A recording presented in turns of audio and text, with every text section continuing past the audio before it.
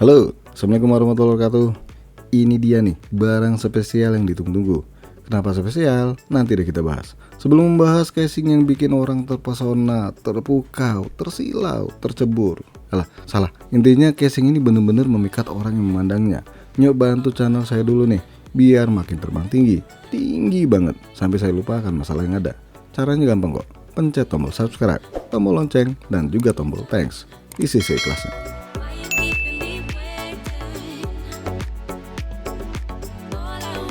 Firstplayer SP7 Emotion View White, harga Rp548, ya sekitar 1,83 juta rupiah.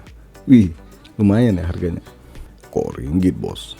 Casing ini kayaknya belum dijual di negara kita ya, atau saya aja yang nggak nemu di marketplace. Saya searching adanya cuma di Shopee Malaysia ya, atau Amazon. Ya sepertinya memang belum masuk ke kita nih. By the way, saya ucapkan terima kasih kepada Firstplayer Global yang telah jauh-jauh kirim unitnya dari negeri tirai bambu. Walaupun mesti nunggu waktu yang cukup lama ya, dan juga distributor cahaya yang membantu unit ini masuk ke Indonesia. Inilah kenapa saya bilang spesial.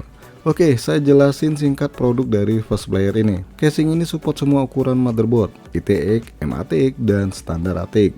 Dengan dua pilihan warna, hitam dan putih. Panjang VGA maksimal 400 mm dan bisa dipasang secara vertikal. Storage yang bisa dipasang total 4 ya.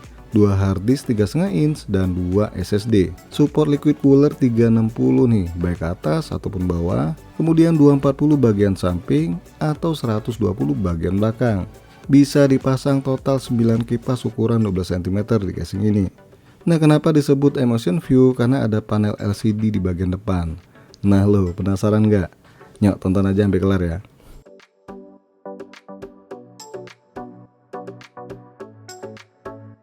Dus casing ini asli, gede banget dan berwarna alias in color. Hanya saja gambar casing yang di dus ini bukan versi Emotion View ya, tapi SP7 RGB Dancing Bar. Bedanya sih kalau Emotion View ada layar di kaca depan, sedangkan RGB Dancing Bar nggak ada, cuma ada LED RGB memanjang. Di sini cuma dikasih penjelasan lebar body casing 305 mm. Bisa dipasang VGA secara vertikal. Support maksimal 9 kipas 12 cm. Support liquid cooler 360 dan double side panel tempered glass. Di bagian samping dus hanya ada dimensi casing, nggak ada penjelasan detail spek casingnya. Setelah dikeluarin, casing ini cukup lebar ya. Di bagian depannya ini kaca tapi nggak nembus sampai ke dalam karena memang jadi tempat LCD dan nggak ada satupun logo Firstplayer di sini. Di bagian samping penutup kacanya ini dikasih list putih dan untuk membukanya kalian wajib buka bagian atas dulu dengan membuka dua baut pengunci. Ini bautnya nempel ke bodi ya. Cakep nih, nggak gampang hilang. Terus bahan casingnya juga tergolong tebal nih. Kalau di web 0,8 mm untuk ketebalannya. Baru deh buka penutup kacanya dengan mendorong ke atas. Dan kacanya juga cukup tebal nih. Dan pada bagian samping kaca baik kanan maupun kiri dilapisin semacam busa nih. Terus bagian bawah sama atasnya dikasih plat yang ada dua pengunci kacanya untuk ke casingnya. Untuk lubang kabel manajemen di casing ini cukup banyak, bahkan di bagian bawah itu disediain juga buat motherboard MATX dan ITX. Jadi biar kata casing ATX dipasang motherboard mungil tetap rapi. Nah, bagian samping ini bisa dicopot ya. Ini kalau sekiranya pakai motherboard MATX ukuran kecil ya, dengan melepas 4 baut penguncinya. Setelah dilepas baru deh kelihatan lubang manajemen yang udah dikasih penutup karet. Sayang sih, cuma bagian ini doang yang dikasih, yang lainnya kagak. Coba kalau dikasih semua ya, pasti enak banget dilihat.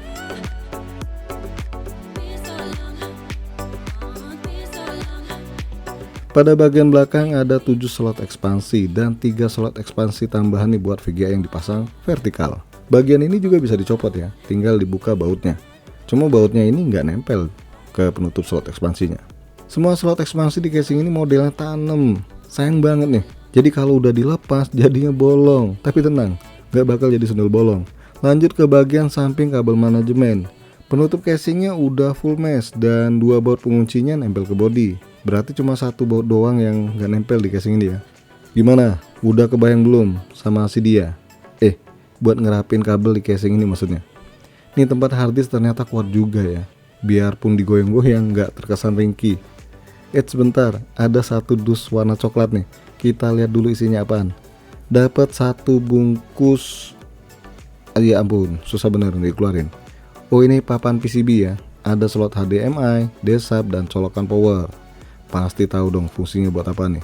Yap, PCB inilah penghubung monitor LCD di bagian depan casing dengan port di VGA. Terus dapat 5 perapi kabel warna hitam nih. Ini kenapa nggak putih ya, biar sesuai tema casing. Lanjut, ada user guide. Kemudian satu bungkus yang isinya, bentar kita keluarin dulu satu persatu. Dikasih satu double tip busa tebel nih. Ini pastinya buat papan PCB yang bakal nempel ke casing ya. Satu kabel power SATA. Dan ini buat power daya LCD-nya. Terus dapat stiker berbahan metal. Wih, cakep nih stikernya nih. Terus baut pemasangan harddisk 3,5 inch dan satu bungkus baut pemasangan perangkat PC.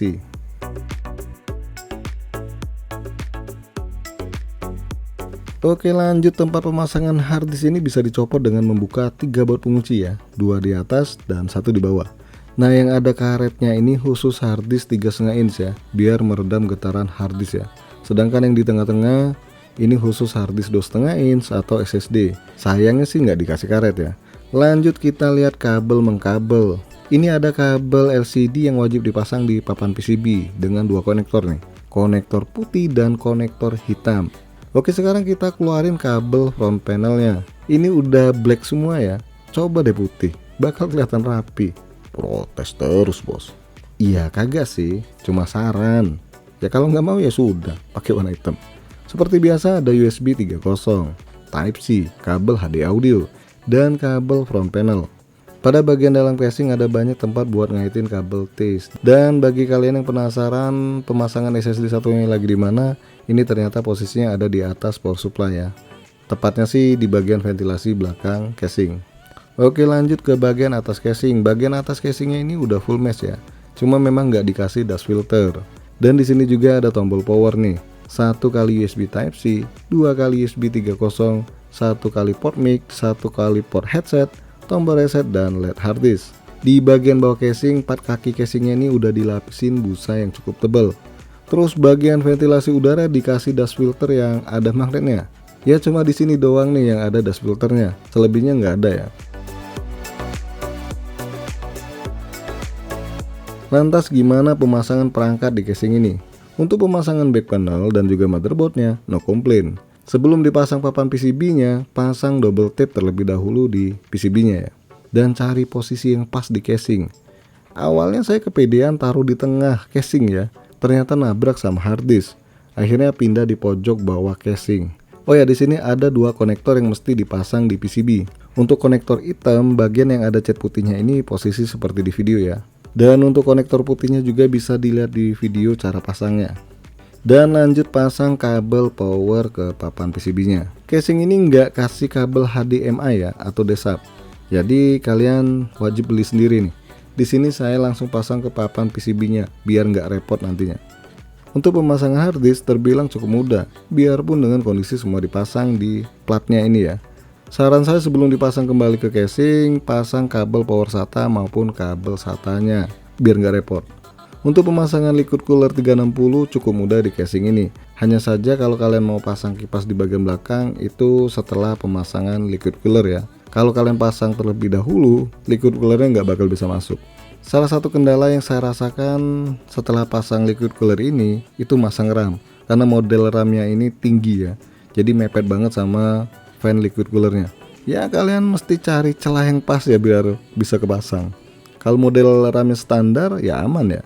Lanjut untuk pemasangan power supply. Nggak terlalu susah, asal penataan kabel-kabel di casing ini baik. Kalau penataan di saya sih rada berantakan, jujur aja ya. Tapi nggak apa-apa, namanya juga berusaha untuk rapi ya.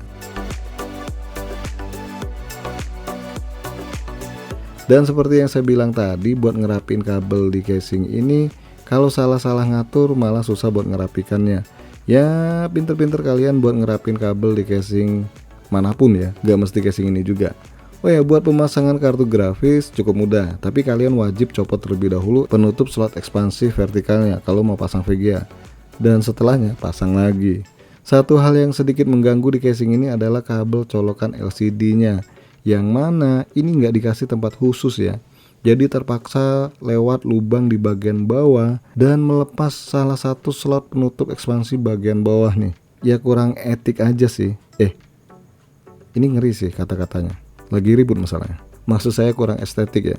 Oke lanjut, inilah hasil merapikan kabel di casing Fast Player SP7 Emotion View. Dan beginilah penampakan bagian belakang, begitupun juga bagian depannya.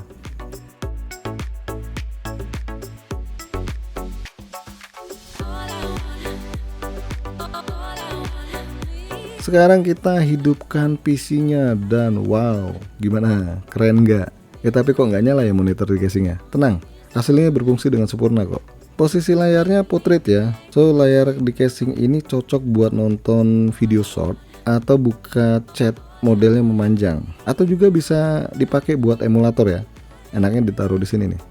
Tapi ada sayangnya juga nih, kalau dari samping itu nggak kelihatan banget ya.